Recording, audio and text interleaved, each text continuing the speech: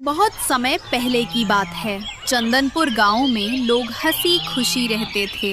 वे सब सुबह उठकर अपना काम करके दोपहर तक घर वापस आ जाते थे, क्योंकि इस गांव में एक हरिया नाम का आदमी रहता था जो रोज मुफ्त में फिश करी खिलाता था। हरिया सुबह उठकर बाजार जाता और वहां पर फिश खरीदकर घर लाता। फिर उसे घर पर मस्त मसाले डालकर बनाता। फिश करी तैयार होने के बाद हरिया ठेले को गांव के चौपाल के सामने लगा देता है। लोग आते और फ्री का फिश करी खाकर चले जाते हैं। रोज की तरह आज हरिया के पास उनका पहला ग्राहक पप्पू काका आते हैं। अरे बेटा हरिया, मैं सोच सोच कर परेशान हो गया हूँ कि तू मुफ्त में फिश करी क्यों खिला रहा है और कब तक खिलाएगा। भला तेरे पास इतना पैसा आया कहाँ से? अगर तू ऐसे ही सबको मुफ्त खिलाता रहेगा तो एक दिन तू तो भीख मांगेगा। इसलिए मेरी बात मान ले, मुफ्त का खाना खिलाना बंद कर। काका, हम इस पर ज्यादा बात नहीं करेंगे। आपको खाना है तो बोलिए, मैं आपका प्लेट लगा दूं। नहीं खाना तो आप आराम से अपने घर जाइए और कल आना, क्योंकि मैं पैसे लूंगा नहीं और फ्री का हमेशा खिलाता रहूंगा। जब तक मेरे शरीर में जान है तब तक फिश करी फ्री रहेगा। हरिया के बात करने का तरीका कुछ अजीब था। लोग उसकी बात को सुनते लेकिन कभी बुरा नहीं मानते, क्योंकि हरिया दिल का बहुत साफ था। जो भी कहता मुंह पर कहता था। थोड़ी देर में देखते ही देखते लोगों की भीड़ इकट्ठा हो गई। सब फिश करी को खा रहे होते हैं, तभी दूर खड़ा मदन सोच रहा होता है, हरिया कितना पागल है। रोज कितने का नुकसान होता है इसका। अगर ये पैसे लेता तो गांव का सबसे बड़ा आदमी बन जाता।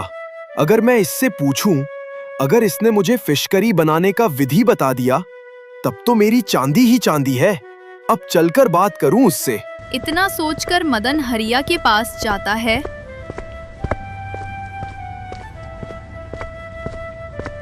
और फिर हरिया से कहता है, हरिया भाई, एक बात बोलूं, बुरा मत मानना। मैं चाहता हूं कि आप मुझे इस फिश करी बनाने का रेसिपी समझा दे, क्योंकि आपके जैसा फिश करी कोई बना ही पत्ता। क्या मसाले, क्या स्वाद, क्या महक। मदन भाई, क्या रेसिपी? जैसे सब लोग बनाते हैं वैसे मैं भी बनाता हूँ। इसमें मैं कुछ अलग से नहीं डालता, इसलिए मेरा समय मत बर्बाद करो। अगर खाना है तो बोलो, एक प्लेट लगा दूं। इसी तरह लोग आते खाते और अपने मन में एक जिज्ञासा लेकर चले जाते हैं कि हरिया फ्री का क्यों खिलाता है। एक दिन हरिया सुबह उठकर बाजार से चिकन फिश को घर लाता है। तभी मदन उसे देख लेता है और फिर मदन चुपके से हरिया का पीछा कर उसके घर जाता है और खिड़की से हरिया को देखने लगता है कि फिश करी बनाता कैसे है। मदन थोड़ी देर तक इंतजार करता रहा, लेकिन उसके समझ में कुछ आता नहीं और फिर वो अपने घर चला जाता है। हरिया को ये बात पता लग जाती है कि मदन खिड़की से उसे देख रहा था, लेकिन वो उसे कुछ बोलता नहीं है। और फिश करी बनाने के बाद हरिया अपना ठेला चौपाल पर लगा देता है।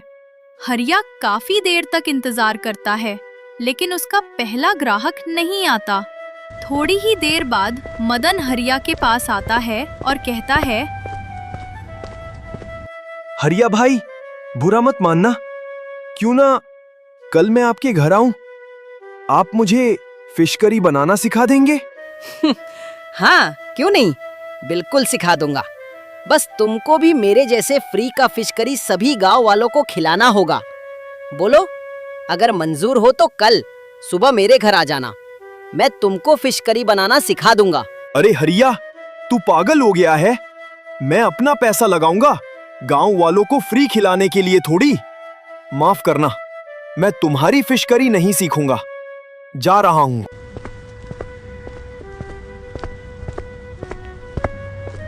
मदन के जाते ही गांव के लोग वहां पर आते हैं और फिर रोज की तरह फ्री का फिश करी खाते हैं। गांव वाले खा ही रहे होते हैं कि तभी दूसरे गांव का एक आदमी हरिया के ठेले के पास आता है। क्यों भाई, फ्री में फिश करी खिलाने वाला ठेला यही है क्या?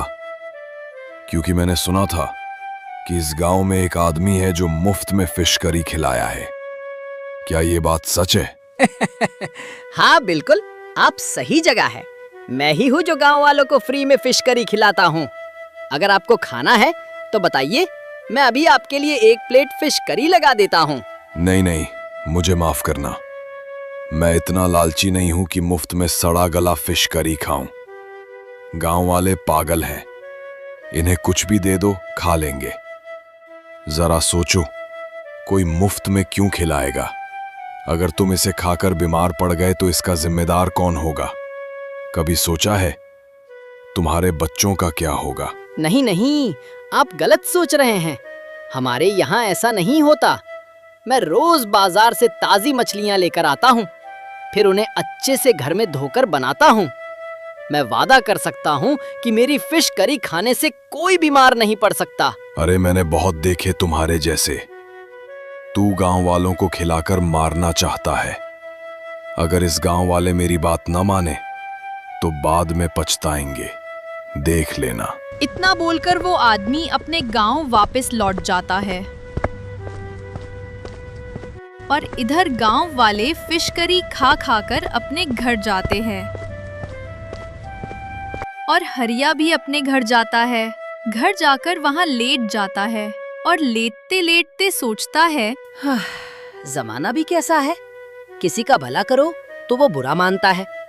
मैं मुफ्त में गांव वालों को फिश करी खिला रहा हूँ, लेकिन फिर भी गांव वाले मुझ पर शक करते हैं।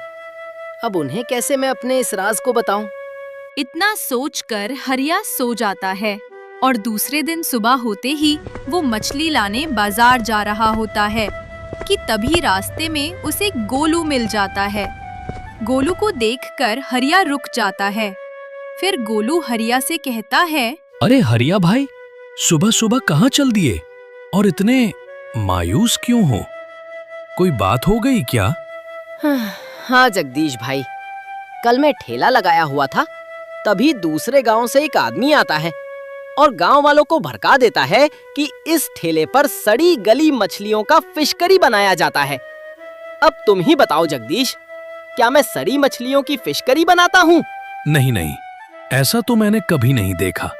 अगर उसने गांव वालों को भड़का दिया है तो गांव वाले भड़क गए होंगे और आज तो ठेले पर उनका आना मुश्किल है, क्योंकि जमाना बहुत खराब है। अगर तुम उनके लिए अच्छा सोचोगे तो सामने वाला हमेशा बुरा सोचेगा। हाँ जगदीश, बात तुम्हारी ठीक है। देखते हैं कि आज ठेले पर कौन आता है कौन नहीं आता। अगर आएंगे तो ठीक है, नहीं भी आएंगे तब भी ठीक है। मैं तो अपना काम करता रहूंगा। चलो ठीक है जगदीश, मैं मछलियाँ लाने बाजार जा रहा हूँ, मुझे देर हो रही है। इतना बोलकर हरिया मछलियाँ लाने बाजार चला जाता है और मछलियाँ लेकर घर वापस आता है। घर वापस आकर वो सोचने लगता है, अगर जगदीश की बातें सच निकल गई तो मेरा बनाया हुआ फिश करी पूरा खराब हो जाएगा और इतने पैसे भी खराब हो जाएंगे। तो क्यों ना आज थोड़ा कम फिश करी बनाकर ले चलूं। नहीं नहीं, मैं फिश तो पूरी खरीदी है, अब हमको बनाकर ले जाना ही पड़ेगा, नहीं तो फिश खराब हो जाएगी। इतना सोचकर हरिया फिश करी बनाने लगता है और फिश करी बनाने के बाद तुरंत वो अपना ठेला गांव की चौपाल पर लगा देता है। हरिया काफी देर इंतजार करता है, लेकिन कोई भी गांव का आदमी उसके पास नहीं आता। हरिया इतना देखकर मायूस हो जाता है कि थोड़ी देर बाद जगदीश हरिया के पास आता है और फिश करी खाता है। फिश करी खाने के बाद वो हरिया से कहता है, हरिया भाई, तुम मेरे एक सच्चे दोस्त हो। चाहे गांव वाले आए या ना आए, मैं तो तुम्हारे इस ठेले पर आऊंगा, चाहे जो हो जाए। हाँ जगदीश, तुम सही कह रहे हो। मुझे लगता है गांव वालों को वो बातें बुरी लग गई, अब कोई भी ठेले पर नहीं आएगा। अब हमें लगता है कि अब दूसरे गांव में ठेला लगाना पड़ेगा। हरिया भाई, बुरा मत मानो तो एक बात बोलूं, वैसे भी तुम्हारी फिश करी खराब ही हो जाएगी, तो क्यों ना सारी फिश करी मुझे दे दो, मैं इसे अपने परिवार वालों को खिला दूंगा। हाँ, क्यों नहीं, बिल्कुल ले जाओ जगदीश भाई। वैसे मैं इसे लेकर करूंगा क्या? हरिया जगदीश को पूरी फिश करी दे देता है और फिर अपने घर वापस आ जाता है। घर वापस आकर सो जाता है और सुबह उठते ही वो मछलियाँ लाने बाजार जा रहा होता है, तभी रास्ते में पप्पू काका मिल जाते हैं। बेटा हरिया, मैंने तुमको बोला था कि फिश करी बेचो तो पैसे ले लो, लेकिन तुमने मेरी बात नहीं मानी। अब गांव में तुम्हारी थू थू हो रही है। लोग सोच रहे हैं कि हरिया गांव वालों को सड़ा गला फिश करी खिलाकर उनकी जगह जमीन हड़पना चाहता है।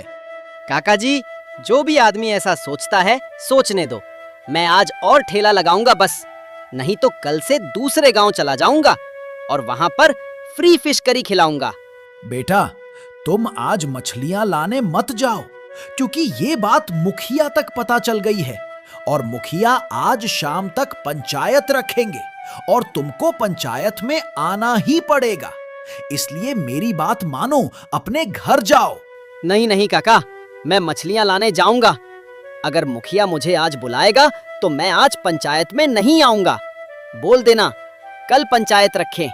अगर रखते हैं तो ठीक, क्योंकि मैं अपने फिश करी का नुकसान नहीं कर सकता। अगर गांव वाले फिश करी खाए तो ठीक है, नहीं मैं दूसरे गांव चला जाऊंगा। इतना बोलकर हरिया मछली लाने चला जाता है और इधर पप्पू काका गांव में अफवाह उड़ा देते हैं कि हरिया अब दूसरे गांव में फिश करी बेचने जाएगा।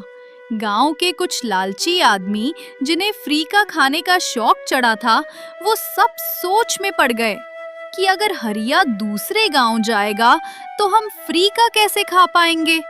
इसलिए उन सब ने एक योजना बनाई कि आज चुपके से वो सब धीरे धीरे हरिया के ठेले पर जाएंगे और फिश करी खाकर आएंगे, जिससे हरिया दूसरे गांव ना जा पाए। इधर गांव वाले इतना सोच रहे होते हैं कि उधर हरिया मछलियों को घर लाकर उन्हें अच्छे से धोकर फिश करी बनाना शुरू कर देता है। फिश करी बनने के बाद वो रोज की तरह फिर अपना थैला गांव के चौपाल पर लगा देता है। काफी समय तक इंतजार करने के बाद गांव के लालची लोग आते हैं और फिश करी को खाकर चले जाते हैं, और जो बची हुई फिश करी है उसे जगदीश आता और लेकर अपने घर चला जाता। हरिया इस तरह फिश करी खड़ी खत्म कर घर आता है और सो जाता है। और फिर सुबह दूसरे ही दिन हरिया के पास गांव के 2 आदमी आते। हरिया भाई, चलो गांव में पंचायत हो रही है, आपका बुलावा आया है। इतनी बात सुनकर हरिया तुरंत उन दोनों के साथ पंचायत की तरफ निकल पड़ता है और फिर थोड़ी देर में पंचायत में शामिल हो जाता है। क्यों हरिया, गांव वाले क्या बोल रहे हैं कि गांव वालों को तू सड़ा गला फिश करी खिला रहा है? इन लोगों का मानना है कि हरिया की फिश करी खाकर हम सब बीमार पड़ जाएंगे और फिर बाद में हरिया पूरे गांव वालों की जमीन हड़प लेगा। नहीं नहीं मुखिया जी, मैं इतना लालची नहीं हूँ। मैं लगभग 2 साल से इस गांव में फिश करी खिला रहा हूँ। अगर कोई भी बोल दे कि मेरी वजह से उसकी तबीयत खराब हुई है तो मैं अभी अपना घर छोड़कर चला जाऊंगा। तुम्हारी बात ठीक है। अगर तुम सच्चे हो तो ये राज क्यों नहीं बताते कि तुम फ्री में फिश करी क्यों गांव वालों को खिला रहे हो? ऐसा क्यों कर रहे हो?